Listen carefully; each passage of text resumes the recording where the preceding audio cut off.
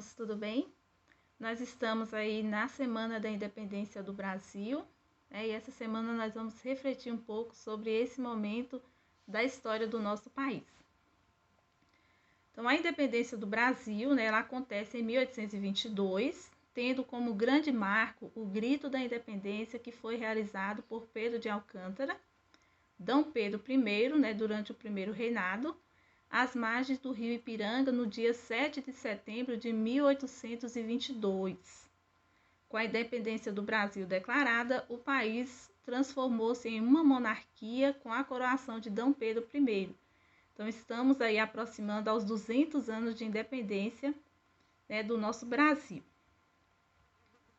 A independência do Brasil foi declarada em 1822 e esse acontecimento está diretamente relacionado com eventos que foram iniciados em 1808, ano em que a família real portuguesa, fugindo das tropas francesas que invadiram Portugal, muda-se para o Brasil. Então, em 1808, a família real, fugindo das tropas de Napoleão, elas fogem, para a colônia Brasil. Com a chegada da família real no Brasil, ocasionou uma série de mudanças que contribuiu para o desenvolvimento comercial e econômico e, em última instância, possibilitou a independência do Brasil. Além disso, o Brasil experimentou em seus centros um grande desenvolvimento, resultado de uma série de medidas implantada por D. João VI, rei de Portugal. Então, quando a família real portuguesa ela muda para o Brasil, então D. João VI, chegando ao Brasil, ele toma uma série de mudanças que ajudam também no desenvolvimento do Brasil.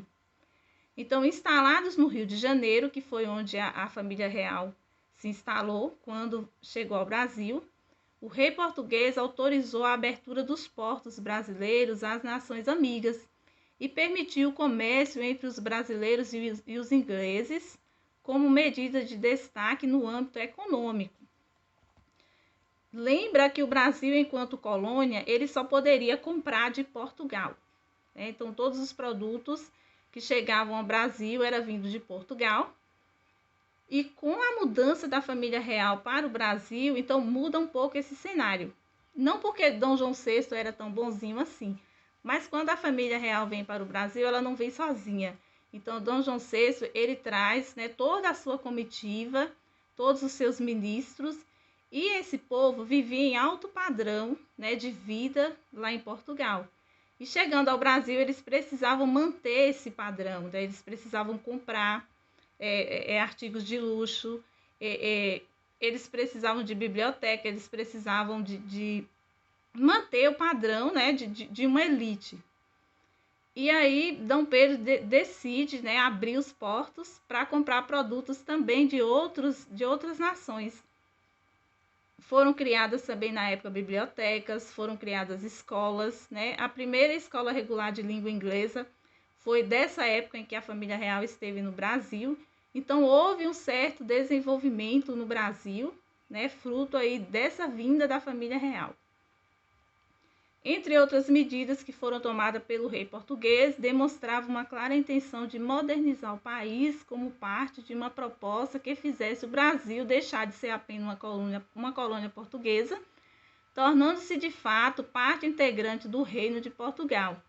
Isso foi confirmado em 16 de dezembro de 1815, onde D. João VI decretou a elevação do Brasil para parte do Reino Unido.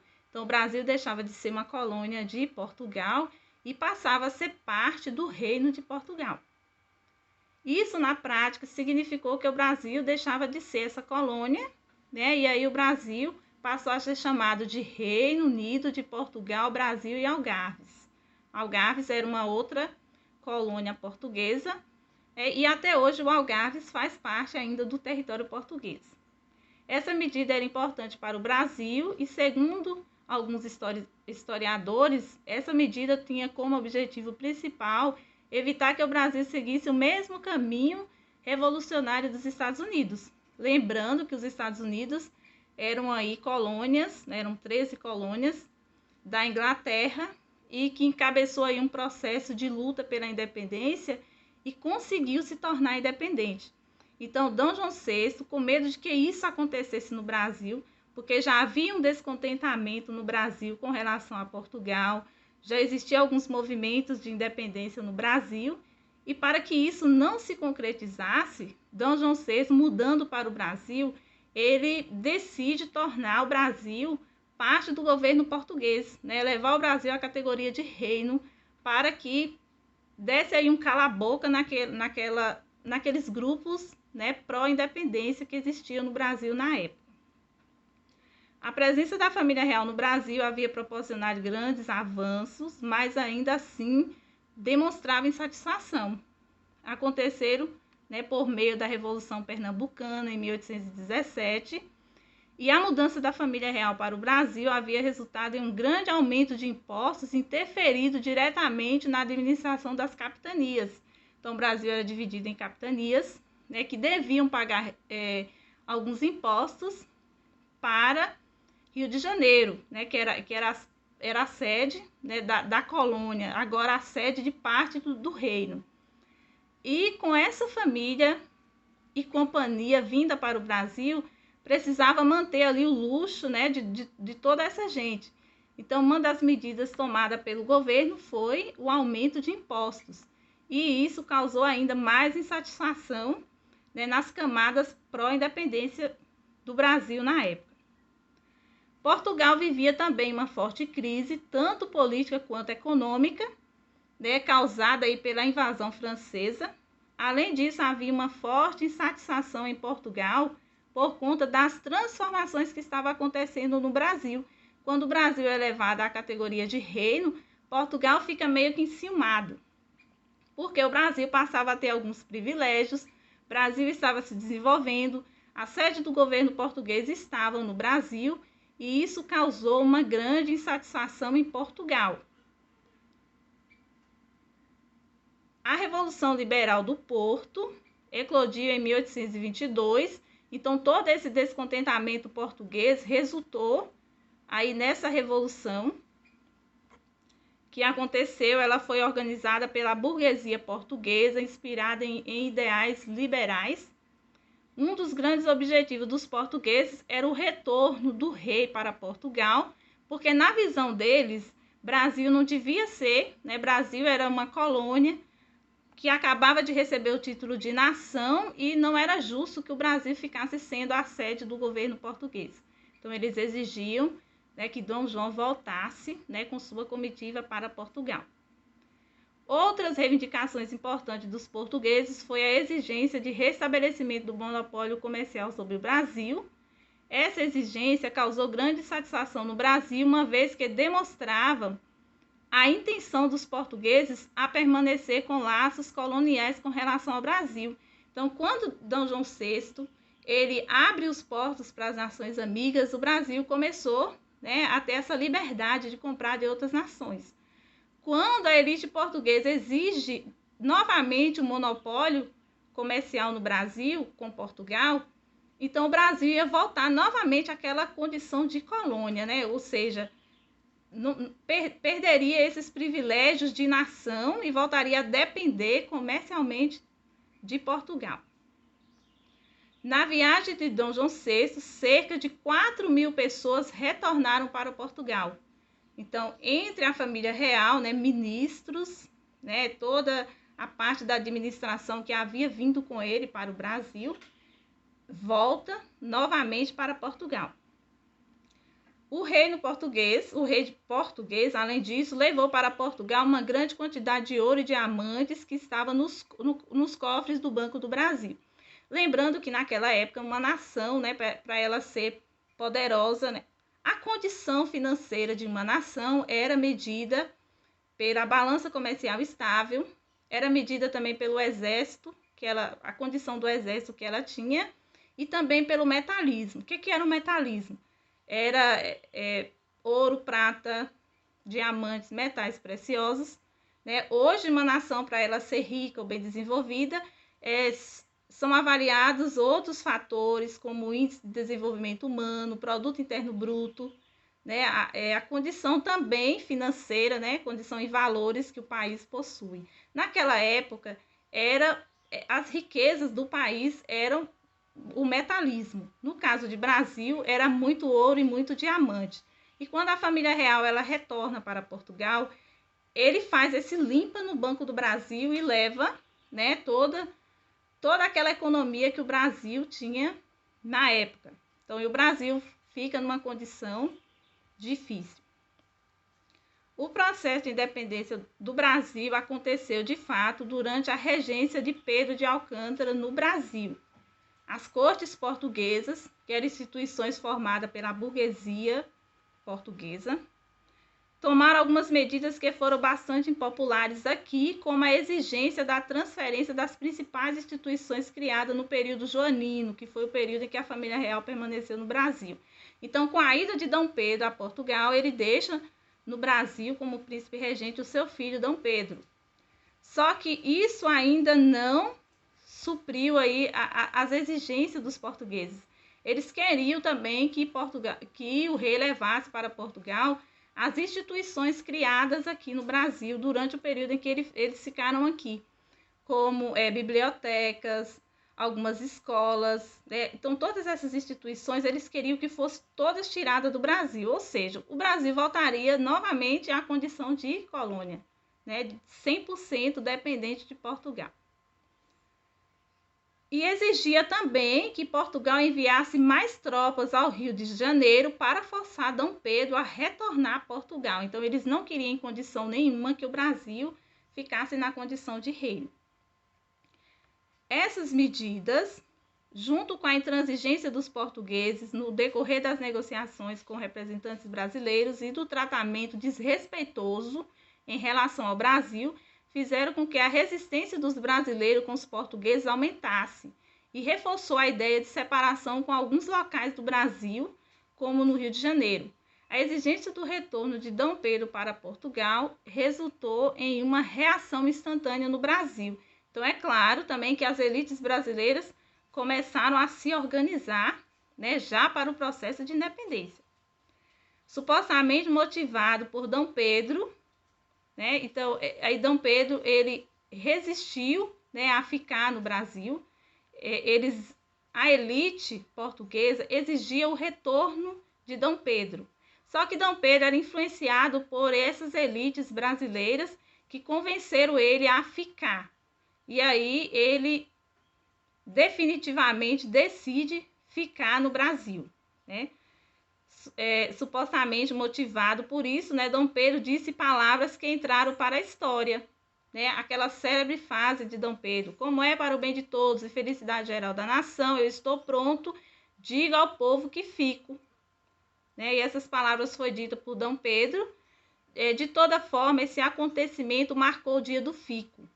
Os historiadores afirmam que em janeiro de 1822 ainda havia um desejo em muitos em permanecer o vínculo com Portugal. Então, mesmo no Brasil, existiam alguns grupos que ainda tinham, ainda era favorável que o Brasil voltasse a ser colônia, né? Mas a maioria queria a independência. A sucessão dos acontecimentos nos meses seguintes foram responsáveis por incitar no Brasil a ruptura com Portugal. Então, cada vez mais a situação entre Brasil e Portugal se azedava, os movimentos pró-independência se intensificaram, né? Então, ao longo do processo de independência, duas pessoas tiveram grande influência na tomada de decisão. A sua esposa, né, a esposa de Dom Pedro, Maria Leopoldina, e José Bonifácio, que era um dos seus principais ministros. O rompimento ficou cada vez mais evidente, né, com algumas medidas aprovadas no Brasil. Em maio de 1828, foi decretado o Cumpra-se, medida que determinava que as ordens decretadas em Portugal só teriam validade no Brasil com o aval do príncipe regente. Ou seja, quando o Brasil ele é elevado, né, à condição de reino, então todas as leis decretadas em Portugal valeriam para o Brasil. Com a intensificação desse processo, né, de independência, então o Brasil passou a desrespeitar algumas leis portuguesas. Ou seja, só valeria no Brasil aquela lei em que Dom Pedro mandasse cumprir, né? Então, não acatava diretamente uma ordem de Portugal. Essa ordem precisaria ser filtrada por Dom Pedro e, se ele autorizasse, seria cumprida. E isso levou o Brasil a descumprir muitas ordens de Portugal. Então, sendo que o Brasil não obedeceria mais todas as ordens de Portugal, era necessário que o Brasil tivesse suas próprias leis. E aí eles formam uma assembleia chamada Assembleia Constituinte, com o intuito de elaborar uma nova Constituição para o Brasil. E a relação das cortes portuguesas com essas autoridades brasileiras permaneceu irreconciliável e prejudicial aos interesses dos brasileiros. Em 28 de agosto de 1822, ordem de Lisboa chegaram ao Brasil com a mensagem que o retorno de Dom Pedro para Portugal deveria ser imediato. Além disso, eles anunciavam o fim de uma série de medidas em vigor no Brasil e tida pelos portugueses como privilégios. E os ministros de Dom Pedro eram acusados de traição. Então, o que acontece? Com essa elaboração dessas leis brasileiras, isso descontentou as cortes portuguesas e elas continuavam interferindo no Brasil, até no sentido de proibir as leis que foram criadas aqui pelos brasileiros. E aí chega essa ordem proibindo, né, todas essas ordens, desfazendo tudo aquilo que Dom Pedro, né, e as elites brasileiras e o Senado brasileiro havia decidido. Então, Portugal manda esse decreto proibindo tudo isso. Essa ordem foi lida por Maria Leopoldina e convenceu da necessidade do rompimento com Portugal. E em 2 de setembro, Maria Leopoldina, que era esposa de Dom Pedro, juntamente com seu ministro, né, José Bonifácio, organizou uma sessão extraordinária e assinou uma declaração de independência que enviou para Dom Pedro. Dom Pedro, na época, estava em viagem para São Paulo. Então, Dona Leopoldina e José Bonifácio, né, tomam as rédeas da situação, escreve essa carta de declaração e envia a Dom Pedro para que ele sancionasse, né, essa lei de independência. E aí Dom Pedro recebe essa carta à altura, né, do rio Ipiranga, às margens do rio Ipiranga, onde possivelmente aconteceu o grito de independência. A 7 de setembro. Então, o 7 de setembro, né, esse marco aí do grito de independência, que na verdade o processo de independência ele ainda segue, né, por alguns meses, por algum tempo. Então, o 7 de setembro não encerrou o processo de independência do Brasil. Esse processo surgiu com uma guerra de independência e nos meses seguintes teve alguns acontecimentos, como Dom Pedro ele foi aclamado imperador do Brasil em 12 de outubro e em 1º de dezembro ele foi coroado o primeiro imperador do Brasil com o título de Dom Pedro I. Lembrando que o Brasil, né, da América do Sul, Brasil é o único país que se torna independente e instala uma monarquia, seguindo os mesmos modelos europeus. As guerras de independência, diferente do que muitos acreditam, ela não foi pacífica. Então, com essa declaração de independência em 7 de setembro, houve resistência em várias regiões do Brasil, né? Os grandes centros de resistência foram Pará, Maranhão, a província de Cisplatina, onde hoje é o Uruguai, e a Bahia. Lembrando que na Bahia a independência ela só acontece em 2 de julho do ano seguinte, então quase um ano após o grito de independência. E aí nós temos figuras também importantes na independência da Bahia, né, como é o caso de Maria Quitéria, primeira mulher a estar à frente de uma campanha militar, né, primeira mulher brasileira que a gente tem notícia, considerada heroína baiana. E esse processo de independência vai acontecendo não necessariamente no 7 de setembro, mas vai acontecendo aos poucos devido a essa resistência de parte de algumas tropas portuguesas que não aceitavam e também de muitos portugueses que viviam no Brasil, que tinha interesse, né, que o Brasil continuasse colônia, resistiram. Mas aí a independência do Brasil vai acontecendo aos poucos. Consequências da independência no Brasil. Surgimento do Brasil enquanto nação independente. Então, o Brasil, com a independência, ele passa a ser uma nação independente. Construção da nacionalidade brasileira, estabelecimento de uma monarquia na América, né? Lembra que o Brasil, na América do Sul, é a única monarquia, o único país que se torna independente e instala uma monarquia. Endividamento do Brasil por um pagamento de 2 milhões de libras como indenização dos portugueses. Então, quando o Brasil ele se desvincula de Portugal, ele tem que pagar, né, essa indenização de independência. Outro fato, com as guerras de independência, como o Brasil havia ficado numa situação desfavorável, porque quando a família real vai embora do Brasil, leva lá toda aquela riqueza do Banco do Brasil. Quando declara a independência em 7 de setembro, houve descontentamento, que são as guerras de independência em várias regiões. E aí, Dom Pedro, ele não tinha condições de enfrentar essas guerras, né, sozinho, porque o Brasil não teria condições. Então, aí ele pede a ajuda dos ingleses. E aí, a primeira dívida externa que o Brasil, né, independente, contrai com os ingleses, quando ele pede ajuda para sufocar esses movimentos contra a independência que aconteceu nos meses seguintes. Durante o período, resumos da independência, né? O que foi esse processo de independência? Então, durante o período joanino, medidas modernizadoras foram implantadas no Brasil. Então, teve essa vantagem, né, para que contribuísse aí para a independência do Brasil, porque durante a família real esteve aqui no Brasil, houve grandes mudanças, grandes avanços. Em 1815, o Brasil foi elevado à condição de reino, e assim o Brasil deixou de ser colônia de Portugal e ainda ficou sendo sede do governo português. Em 1820, a Revolução Liberal do Porto foi iniciada em Portugal e reivindicava o retorno do rei português. Com o retorno do rei Dom João VI para Portugal, Dom Pedro foi colocado como regente no Brasil. As cortes portuguesas exigiam a revogação das medidas implantadas no Brasil e o retorno do príncipe regente. Durante o dia do fico, Dom Pedro declarou que permaneceria no Brasil. No cumpra-se era um decreto que determinou que as ordens portuguesas só seriam cumpridas no Brasil com o aval de Dom Pedro. O grito de independência, se de fato tiver acontecido, porque não há evidências, né? A história conta, as artes plásticas contam, mas não há provas de que tenha existido realmente com essa frase nesse mesmo local, né? Há evidências, mas não há prova. Então, o grito de independência, se de fato tiver acontecido, ocorreu às margens do rio Ipiranga no dia 7 de setembro de 1822. É isso que a história oficial conta.